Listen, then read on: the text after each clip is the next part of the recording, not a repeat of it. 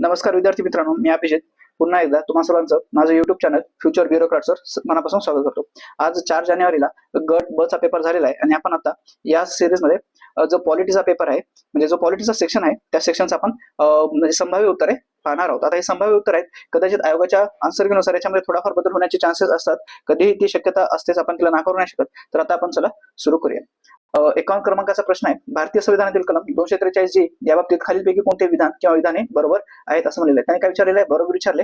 आणि 243 जी, तर 243 जी मध्ये आपण पंचायत समितीची सत्ता, अधिकार आणि जबाबदारी ही गोष्ट आहे. त्याच्यामुळे पर्याय क्रमांक 2 जिथे फक्त बी दिलेलं आहे ते आपलं संभाव्य उत्तर असणार आहे.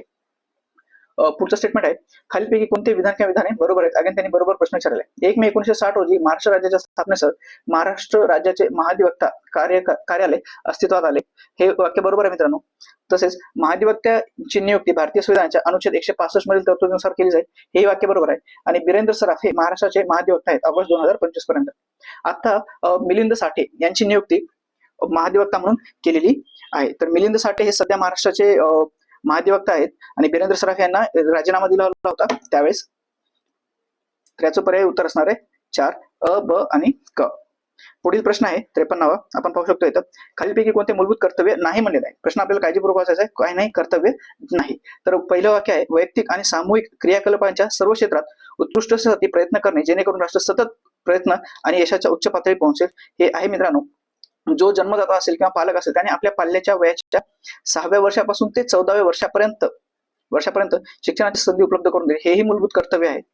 गरिबांना समान न्याय व मोफत कायदेशीर मदतीचा प्रचार. आता हे जर बघाल तुम्ही तर हे मार्गदर्शक तत्व आहे, कलम 39 ए मध्ये दिलेलं आहे. हे काय आहे, DPSP directive principle of state policies मधलं हे कलम 39 मध्ये आहे. त्याच्यामुळे पर्याय क्रमांक 3 हे आपलं उत्तर असणार आहे, कारण त्यांनी कर्तव्य नाही म्हणले आणि हे आहे मार्गदर्शक तत्व. आणि चौथा आहे, देशाचे रक्षण करणे आणि आवाहन केले जाईल तेव्हा राष्ट्रीय सेवा करणे, हे सुद्धा आपलं मूलभूत कर्तव्य आहे. तर याचं संभाव्य उत्तर आहे पर्याय क्रमांक 3. पुढचा प्रश्न आहे, महाराष्ट्राच्या मुख्यमंत्री पदावर सप्टेंबर 2025 पर्यंत सर्वाधिक काळ मुख्यमंत्री म्हणून खाली कोणी राहिलेले आहे. तर याचं उत्तर आहे वसंतराव नाईक. यांनी जवळपास 11 वर्ष महाराष्ट्राचे मुख्यमंत्री म्हणून कार्य केलेलं आहे. तर पुढचा प्रश्न आहे, खालीलपैकी कलम 349 मध्ये काय नमूद करण्यात आलेले आहे. तर इथे खूप जणांचा गोंधळ उडाला असणार. याचं खूप जणांनी उत्तर पर्याय क्रमांक 2 केलेलं असणार, पण याचं उत्तर मित्रांनो उत्तर पर्याय क्रमांक 1 बरोबर असणार आहे. भाषेशी संबंधित काही कायदे लागू करण्यासाठी केलेली विशेष प्रक्रिया हे इथे दिलेलं आहे. याचं जर बघाल तुम्ही तर कलम 348 मध्ये दिलेलं आहे हे 348. तर इथे खूप जणांची म्हणजे गडबड गोंधळ उडालेली असणार आणि इथे पण आपल्याला बऱ्यापैकी रिपिटेशन्स बघायला भेटतं. आता काही प्रश्न विचारण्यामागचं लॉजिक सुद्धा आहे, कारण यांनी राजीनामा दिलेला होता सप्टेंबर मध्येच. पंचायत राजचा प्रश्न विचारण्याचं एवढं लॉजिक आहे की आता पंचायत राजच्या इलेक्शन होत्या यावर्षी, म्हणजे तुम्ही तो फॅक्टर डोक्यात ठेवून अभ्यास करायला हवाय की बाबा इलेक्शन्स वगैरे आहेत, जसं आता महानगरपालिकेच्या इलेक्शन सुद्धा आहेत. तर तुम्ही तो फॅक्टर डोक्यात ठेवून, कारण त्यांनी पंचायत राजविषयी त्यांनी बऱ्यापैकी प्रश्न विचारलेले आहेत. अगेन हा पुढचा प्रश्न म्हणजे स्थानिक स्वराज्य भारतीय संविधानातील बाब आणि कोणत्या देशाकडून घेतले हा स्रोत, म्हणजे हा तर रिपीटेड थीम आयोगाच्या गळ्यातलं ताईतच म्हणावं लागेल. हा जो भाग आहे, तर त्याचं उत्तर पाहूया आपण. राज्य धोरणाची निदर्शक तत्वे किंवा यालाच आपण मार्गदर्शक तत्वे म्हणतो DPSPs, हे आपण आयर्लंड या देशाकडून घेतलेली आहेत. बरोबर. तर 1/3 हे 2 मध्ये आहे, म्हणजे पर्याय क्रमांक 2 आणि पर्याय क्रमांक 4. त्याच्यामुळे पर्याय क्रमांक 1 आणि पर्याय क्रमांक 3 यांना इलिमिनेट करून टाकेल. मूलभूत हक्क हे आपण USA कडून घेतलेले आहेत. बरोबर. मूलभूत हक्क हे USA कडून, म्हणजे 2/5 दोन्ही मध्ये आहे मित्रांनो. आता परत आपल्याला पुढचं इलिमेंट करायचं आहे, तर संघ राज्यामध्ये समवर्ती यादी. आता ही समवर्ती यादी जी आहे ती आपण ऑस्ट्रेलिया या देशाकडून घेतलेली आहे. त्याच्यामुळे कच 1, आता कच 1 इथे आहे, त्याच्यामुळे आपलं पर्याय क्रमांक 4 हे उत्तर असणार आहे. आणि भारत हा मोठ्या राज्यांचा संघ म्हणून संघ राज्याचे अधिकार हे आपण कॅनडा या देशाकडून घेतलेलं आहे. तर याचं संभाव्य उत्तर असणार आहे पर्याय क्रमांक 4 हे त्याचं उत्तर असणार आहे मित्रांनो. पुढचा प्रश्न आहे,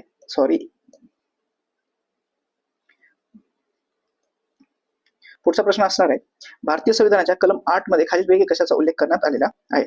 तर कलम 8 मध्ये भारताबाहेर राहणाऱ्या भारतीय वंशाच्या काही विशिष्ट व्यक्तींचे नागरिकत्वाचे अधिकार याच्याबाबत भाष्य केलेलं आहे. तर आता हा जो नागरिकत्वाचा आहे तो भाग 2 कलम 5 ते 11 मध्ये नागरिकत्वाच्या तरतुदी केलेल्या आहेत. ते तुम्हाला पुढच्या येणाऱ्या परीक्षेसाठी एकदम डिटेल मध्ये आहे, कारण त्यांनी राज्यसभेसाठी भाग 1 विचारला होता. भाग 1 मध्ये काय घटना आहेत यावेळेस त्यांनी भाग 2 विचारलेला आहे. तर कदाचित गट क साठी जो पेपर होणार आहे त्याच्यामध्ये तुम्ही भाग 3, भाग 4, भाग 5, भाग 6 काय आहेत किंवा भाग व्यवस्थित करून जोडायला लावले प्रश्न, कारण त्यांनी पुढे एक प्रश्न अजून भाग आणि कायदे याच्या विषयाला म्हणजे मूलभूत कर्तव्य कोणत्या भागात आहेत आणि कशात नाही तो प्रश्न आपण पाहणार आहोत आता लगेच पुढे. तर याचं उत्तर पर्याय क्रमांक 2 असणार आहे. उपराष्ट्रपती पातळीवर अयोग्य कथन ओळखायचे, अयोग्य म्हणजे चुकीचं ओळखायचे. तो भारताचे नागरिक असावे, अगदी बरोबर, त्याने भारताचे नागरिक 45 वर्ष पूर्ण केलेले असेल. 45 वर्ष आहे का मित्रांनो? तर नाही, ते इथे 35 वर्ष पूर्ण केलेली हवी असेल. हे 45 वर्ष जे आहे ना ते लोकपाल यांच्यासाठीची ही पात्रता आहे. त्याच्यामुळे ब हे चुकीचं आहे. लोकसभेचा सदस्य म्हणून निवडून येण्यास अर्थ असल्याखेरीज उपराष्ट्रपदाच्या निवडणुकीसाठी पात्र. आता हे उपराष्ट्रपती आहेत ना ते राज्यसभेचे पदसिद्ध सभापती असतात, त्याच्यामुळे त्यांना लोकसभेचा सदस्य म्हणून नाही तर राज्यसभेचा सदस्य म्हणून निवडून येण्यास त्यांनी अर्थपात्र असावे. त्याच्यामुळे ब आणि क हे चुकीचे आहे, त्यांनी अयोग्य कथन विचारलेले आहे. तर याचं सभा उत्तर आहे पर्याय क्रमांक 1. आता सेम अशाच आशयाचा प्रश्न त्याने जी पूर्व परीक्षा झाली होती 9 नोव्हेंबरची त्याच्यामध्ये विचारलेला होता. आणि आता उपराष्ट्रपती एवढा का न्यूज मध्ये आहे?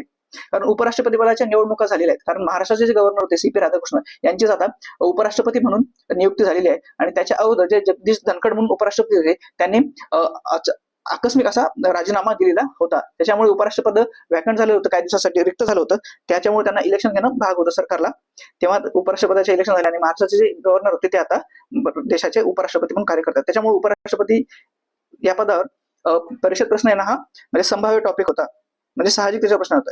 पुढचा प्रश्न आहे पंतप्रधान भूमिकेबाबत योग्य कथने ओळखा. रश्मी मेहर यांनी म्हणले पंतप्रधान हे राज्यरूपी जहाजाचे सुकाणू चालकाचे असतात. तर हे वाक्य बरोबर आहे मित्रांनो. H.R.G. ग्रेव्हिस सरकार हे देशाचे स्वामी आहेत आणि पंतप्रधान हे सरकारचे स्वामी आहेत, हे सुद्धा बरोबर आहे. मुंड्रो म्हणलेलं आहे पंतप्रधान हे ताऱ्यामधील चंद्र आहे. तर हे वाक्य चुकीचं आहे. मुंड्रोनी काय म्हणलेलं आहे? मुंड्रोनी म्हणलेलं आहे की पंतप्रधान हे या जहाजाचे स्टेअरिंग असतात असं म्हणलेलं आहे. म्हणजे त्याने थोडंफार रश्मी मेहरला साम्य असं स्टेटमेंट दिलेलं होतं. त्याच्यामुळे क हे विधान चुकीचं आहे. तर याचं पर्याय उत्तर 1 आणि 2 हे बरोबर असणार, कारण त्यांनी इथे योग्य कथन ओळखायला आपल्याला सांगितलेलं होतं. पुढे आहे 1950 मध्ये भारतीय संविधानात भारतीय 4 स्तरीय वर्गीकरण केलेले होते.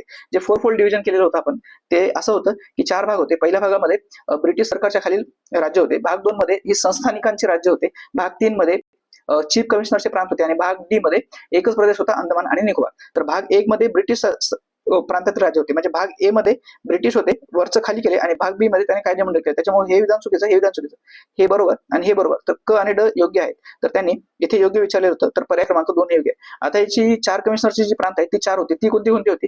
दिल्ली, अजमेर, मारवाड, कुर्ग आणि बलुचिस्तान. तर दिल्ली, अजमेर, मारवाड, कुर्ग आणि बलुचिस्तान. आता तुम्ही म्हणणार इथं 5 आहेत, पण दिल्ली हा एक होता, दिल्ली एक. दुसरा होता अजमेर मारवाड, अजमेर मारवाड हा कंबाईन. त्याच्यानंतर कुर्ग जो की कर्नाटकामध्ये, आणि बलुचिस्तान, आणि चौथा होता तो बलुचिस्तान. तर ही 4 चीफ कमिशनरची प्रोव्हिन्सेस होते, ज्याला आपण गव्हर्नरचे कमिशनरचे प्रांत म्हणतो. ही 4 होती. तर दिल्ली, अजमेर, मारवाड, कुर्ग आणि बलुचिस्तान. तर ही अशी ही 4 सी मध्ये होते आणि डी मध्ये होते. तर याचं पर्याय क्रमांक उत्तर ब हे बरोबर असणार आहे. पुढचा प्रश्न आहे राज्यपालांच्या संदर्भात खालीलपैकी कोणते विधान चुकीचे आहे? चूक विधान विचारलेलं आहे त्यांनी. तर ते कोणतं आहे? कलम 58 नुसार राज्यपाल राष्ट्रपतीच्या मर्जीनुसार पदावर राहतील. आता कलम 58 मध्ये त्याच्या पदांच्या सेवासाठी आहे. तर ते हे कलम 56 मध्ये त्यांनी सांगितलेलं आहे की ते त्यांच्या पदानुसार असतील. त्याच्यामुळे अ हे विधान चुकीचं आहे. आता पुढचं बघूया. अ कुठे कुठे आहे? तर अ कुठेच नाही आणि फक्त अ एकाच ठिकाणी. तर माझं उत्तरच येऊन जाते बघा.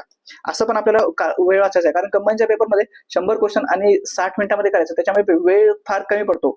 तर त्याच्यामुळे आपल्याला स्मार्ट वेने तिथे खेळायचा आहे. ऍक्च्युली तो पेपर सिटर जो आहे तो तुमच्या मानसिकतेसोबत खेळतो. तर आपल्याला तिथे आपण पण योग्यरित्या प्लॅनिंग नुसारच पेपरमध्ये उतरायचं आहे. आता पर्याय म्हणजे ब काय आहे? कलम 55 नुसार राज्यांच्या राज्यपालांची नियुक्ती राष्ट्रपती यांच्या सही शिक्क्याने करतात. अगदी बरोबर वाक्य आहे मित्रांनो. कलम 154 नुसार राज्याची कार्यकारी शक्ती राज्यपालाकडे असेल, पण ती राज्यपाल स्वतः नाही वापरत, तर ती त्यांच्याकरवी त्यांच्याकडून थेट किंवा संविधानानुसार नियुक्त केलेल्या अधिकाऱ्यांद्वारे ती वापरलेली जाईल.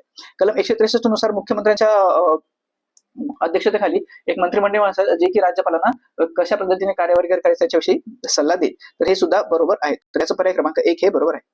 अगेन ग्रामपंचायती, ग्रामसभा याच्यावर हा प्रश्न विचारलेला आहे. म्हणजे काय म्हणतो आपण, लोकल सेल्फ गव्हर्नन्स, जे काही स्थानिक स्वराज्य संस्था आहेत त्यांचे इलेक्शन होते. हे इलेक्शन इयर होतं. म्हणजे कॉमन सेन्स होता की इलेक्शन इयर असल्यावर त्यावर्षी त्यांच्यावर प्रश्न विचारण्याची संभाव्यता, दाट संभाव्यता, शक्यता जास्त वाढून जाते. तर आपण त्या प्रश्नाला पाहूया. ग्रामसभा ही कलम 243 ए मध्ये आहे. तर अचं 3 हवंय मला. अचं 3 हे 2 मध्ये आहे. पर्याय क्रमांक 1 आणि पर्याय क्रमांक 2. त्याच्यामुळे पर्याय क्रमांक 3 आणि पर्याय क्रमांक 4 यांना एलिमिनेट करणार आहे. आता ब काय? राखीव जागा व आरक्षणाची तरतूद. तर हे आहे 243 डी मध्ये. तर मला इथे माझं उत्तर भेटलंय पर्याय क्रमांक 1. अपात्रतेबाबत पर्याय क्रमांक एफ मध्ये आहे, कारण एफ म्हणजे फेल झाले तुम्ही, फेल. आणि निवडणुका म्हणजे इलेक्शन जिंकल्यावर तुम्ही किंग बनता, किंग. फॉर किंग साठी के लक्षात ठेवा. ए जिथून सुरुवात होते अल्फाबेटिकलची, म्हणजे जिथं ग्रामसभा असेल तिथे तशा प्रकारे तुम्ही लक्षात ठेवू शकता. एफ मध्ये फेल्युअर आहे, फेल म्हणजे अपात्र झालं. किंग म्हणजे तुम्ही किंग होणार, जसे निवडणुका जिंकसाल तुम्ही किंग म्हणून येसाल, बरोबर. तर अशा प्रकारे तुम्ही थोडंसं लक्षात ठेवलं होतं. तर पर्याय क्रमांक 1 याचं संभाव्य उत्तर आहे. पुढचा प्रश्न आहे, खालीलपैकी कथने भारतीय संविधानाच्या अनुच्छेद 20 शी संबंधित आहे.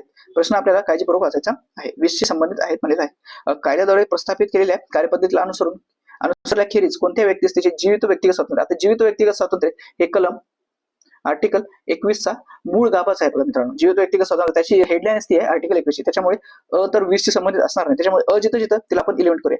इथे आहे, इथे आहे. आता वरीलपैकी सर्व मध्ये ए बी सी डी असेल ना, तर गेला ना, हा गेला, हा गेला, हा गेला, आपलं उत्तर आलं. पुढच्या 3 वाचायची माझी मेहनत वाचते. तुम्हाला हेच लॉजिक गट क च्या एक्झाम मध्ये सुद्धा लावायचं आहे, कारण तिथे पण सुद्धा आपल्याला वेळ वाचवायचा आहे. कारण वेळ खूप महत्वाचा आहे या परीक्षेमध्ये. राज्यसेवेला भरपूर वेळ असतो. 100 क्वेश्चन 2 तास असतात, पण इथे 100 क्वेश्चन आणि 1 तास आहे. वेळ अर्धा होतो, पण क्वेश्चन तेवढे. आणि सोबत इथे गणित सुद्धा आहेत मित्रांनो 20 क्वेश्चनचे. ते तुम्हाला डोक्यात ठेवायचं आहे, कारण त्यांना थोडा जास्त वेळ लागणार आहे. पुढचा प्रश्न आहे, तर आपलं इथं उत्तर आलेलं आहे. आता पुढचे हे 2 स्टेटमेंट आपण वाचून घ्या. इलिमिनेशन नंतर आपण इथं उत्तर काढले, इथे इलिमिनेट करू शकतो. इलिमिनेशन मेथड आपण इथे वापरून उत्तर तर आपण काढलेलं आहे. तर आता याचं करेक्ट उत्तर असणार आहे पर्याय क्रमांक 2. इथे आपण खाली हायलाइट केलेलं आहे. तर दुसरं वाक्य आहे, एकाच अपराधाबद्दल एकापेक्षा अधिक वेळा कोणत्याही व्यक्तीवर खटला चालवला जाणार नाही आणि तिला शिक्षा दिली जाणार नाही. म्हणजे याला आपण नो डबल जेओपार्डी म्हणतो, बरोबर. आपण याच्यामध्ये तुम्हाला डिपार्टमेंटल शिक्षा वेगळी होऊ शकते आणि कायद्यात्मक शिक्षा वेगळी होऊ शकते, पण एकच शिक्षा बार दिली जाणार नाही. आणि पुढचा आहे सी, कोणत्याही अपराधाच्या आरोप असलेल्या कोणत्याही व्यक्तीवर स्वतःविरुद्ध साक्षीदार होण्याची सक्ती केली जाणार नाही. म्हणजे नो सेल्फ इन्क्रिमिनेशन, म्हणजे स्वतःविरुद्धच तुम्ही साक्षी देऊ शकत नाही. हा, पण याच्यासाठी तुम्हाला पुरावे देण्यासाठी तुम्हाला भाग पाडले जाऊ शकते, जसं की हाताचे ठसे, रक्ताचे नमुने, केसाचे नमुने वगैरे हे देण्यासाठी तुम्हाला सक्ती केली जाईल, पण स्वतःविरुद्ध साक्षी होण्याची सक्ती केली जाणार नाही. तर हे सुद्धा बरोबर आहे. तसेच 4थं स्टेटमेंट आहे, राज्य 6 ते 14 वर्ष सर्व बालकांसाठी मोफत व सक्तीचं शिक्षण असतं. अगेन हे कलम 21A मध्ये याची तरतूद दिलेली आहे. 21 मे मध्ये तरतूद दिलेली आहे. राईट टू एज्युकेशन ऍक्ट आपण याच अंतर्गत तयार केलेला होता. तर याचं उत्तर आहे पर्याय क्रमांक 2 बी आणि सी. पुढचा प्रश्न आहे, खालीलपैकी कोणते विधान किंवा विधानिक कलम 168 अंतर्गत समाविष्ट नाहीत. शेवटपर्यंत आपल्याला व्यवस्थित वाचायचं होतं कोणतं समाविष्ट नाही. प्रत्येक राज्यासाठी एक कायदेमंडळ असेल व ज्यामध्ये राज्यपाल असतील, हे वाक्य आहे. त्याच्यानंतर जिथे राज्याच्या कायदेमंडळाची 2 सभागृह असतील तिथे एक सभागृह विधान परिषद आणि दुसरे सभागृह हे विधानसभा म्हणून ओळखले जाईल. तर अगदी म्हणजे कॉमन सेन्स स्टेटमेंट होतं. जिथे फक्त एकच सभागृह असेल तिथे ते विधानसभा म्हणून ओळखले जाईल, बरोबर. आणि प्रत्येक राज्याच्या विधानसभेत राज्यातील प्रादेशिक मतदारसंघ थेट निवडणुकीद्वारे निवडलेल्यापेक्षा 500 पेक्षा जास्त आणि 60 पेक्षा कमी सदस्य नसणार. आता त्यांनी हे आकडे तर एकदम व्यवस्थित दिलेत, कारण परीक्षेमध्ये मुलं खास करून आकड्यावर भरतात.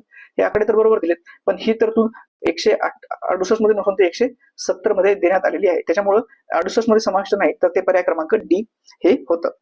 आता तुम्हाला मला कमेंट मध्ये हे सांगायचं आहे की कोणत्या कोणत्या राज्य हे द्विग्रही सभागृह आहे, म्हणजे ज्याच्यामध्ये विधानसभा आणि विधान परिषद आहे, ते तुम्हाला मला कमेंट मध्ये सांगायचे. कारण हे तुमचा कंबाईन गट कसा प्रश्न असू शकतो की किती राज्यांमध्ये द्विग्रही सभागृह आहे, तर ते तुम्हाला मला कमेंट मध्ये सांगायचं आहे. पुढचा आणि या सिरीजचा शेवटचा प्रश्न, मी तुम्हाला म्हणलं होतं एक भागवर त्यांनी पुढे जाऊन एक प्रश्न विचारला, तो हाच प्रश्न होता आणि एकदम सोपा होता. मूलभूत कर्तव्य विचारलेले त्यांनी. मूलभूत कर्तव्य सर्वांना माहिती आहे, भाग 4 कलम 51 टोटल 10 मूलभूत कर्तव्य होती आणि त्याच्यामध्ये एक ऍड झालेला आहे. तर असे टोटल आता 11 मूलभूत कर्तव्य आहेत, बरोबर. तर अगदी सिंपल असा पॉलिटिक्सचा सेक्शन होता. 15 क्वेश्चन विचारले होते त्यांनी. त्याच्यापैकी जवळपास आता कायद्यावर, आता तुम्ही जर एक पॅटर्न म्हणजे नोटीस केला असेल पेपर देताना, तर तुम्हाला असं लक्षात आलं असेल त्यांनी कायदे आणि भाग यांच्यावर त्यांचा ट्रेंड हळूहळू वाढत चालेल. सेम त्यांनी राज्यसेवेला सुद्धा कायद्यावर प्रश्न विचारले. मागच्या राज्यसेवेला आणि मागच्या गट ब मध्ये सुद्धा म्हणजे कायद्यावर प्रश्न विचारले होते. तर हा एक प्रश्न आपण कायदे आणि भागवर बोलूया. म्हणजे एक प्रश्न आपल्याला इथून भेटला, हा एक प्रश्न. अगेन कलमावर त्यांनी हा दुसरा प्रश्न विचारलेला आहे. ओके, कलमावर अगेन तिसरा प्रश्न आहे त्यांनी कलम आणि तरतूद इथे तर जोडायला हवालाच विचारलेला आहे. तर हा चौथा प्रश्न झाला. अगेन हा 5वा प्रश्न, इथे कलमच दिलेले आहेत. आणि बघसाल तर तुम्ही इथे 4-5 कलम दिलेत. इलिमिनेशनला सोपं जायला आपल्याला एखादं कलम पुरेसं असतं, पण इथे 4-5 कलम दिली, पण इथे इलिमिनेशन होते. म्हणजे एवढे सारे कलम बघून घाबरून पण जायचे नाही. तर जवळजवळ हा 5वा प्रश्न आहे. अगेन आता हा कलम 8 हा 6वा प्रश्न बनतो. त्याच्यानंतर अजून एक प्रश्न कलम 39 हा 7वा प्रश्न आहे. त्याच्यानंतर आणि हा कलम 243 तर 8वा प्रश्न. त्यांनी 15 पैकी जवळपास 8 प्रश्न हे त्यांनी कलम यांच्याशी संबंधित विचारलेले आहेत. तर तुम्हाला लक्षात यायला पाहिजे पेपर सेटरची मानसिकता आता हळूहळू कशी होत चालली आहे. तर हे होतं गट ब चा जो आजचा पेपर झालेला होता 4 जानेवारीचा, त्याच्या पॉलिटी सेक्शनची संभाव्य उत्तर. याच्यामध्ये उत्तर बदलण्यासाठी थोडाफार स्कोप आहे मित्रांनो, कारण पॉलिटी सेक्शन आपण बघतोच उत्तर चेंज होतात. कारण राज्यसेवेचे जर तुम्ही आता दुसरे आन्सर केले बघितले असेल तर त्यांनी 6 प्रश्नांची उत्तर बदलवली आहेत आणि 2 प्रश्न कॅन्सल केलेले आहेत. त्याच्यामुळे बऱ्याचपैकी मार्कांमध्ये डिफरन्स येत आहे. तर तुम्ही आता यांना संभाव्य उत्तर धरून चालू शकता. लवकरच आयोग त्यांची पहिली आन्सर की टाकेल, त्याच्यानंतर तुम्ही तुमचा स्कोर चेक करून मुख्य प्रिपरेशनला लागा. आणि मी आशा करतो की सर्वांनाच पेपर चांगला गेला असेल आणि सर्वजण मुख्य परीक्षेसाठी पात्र होतील. धन्यवाद. आपण थांबूया इथे. आणि हो, तुम्हाला जर ही सिरीज आवडली असेल तर या सिरीजला नक्की लाईक करा, शेअर करा आणि आपल्या मित्रांसोबत शेअर करा आणि सबस्क्राईब करायला विसरू नका. जसे मी व्हिडिओ अपलोड करेल तसे ते तुम्हाला सर्वप्रथम पाहता येतील. धन्यवाद मित्रांनो. आपण इथे थांबूया.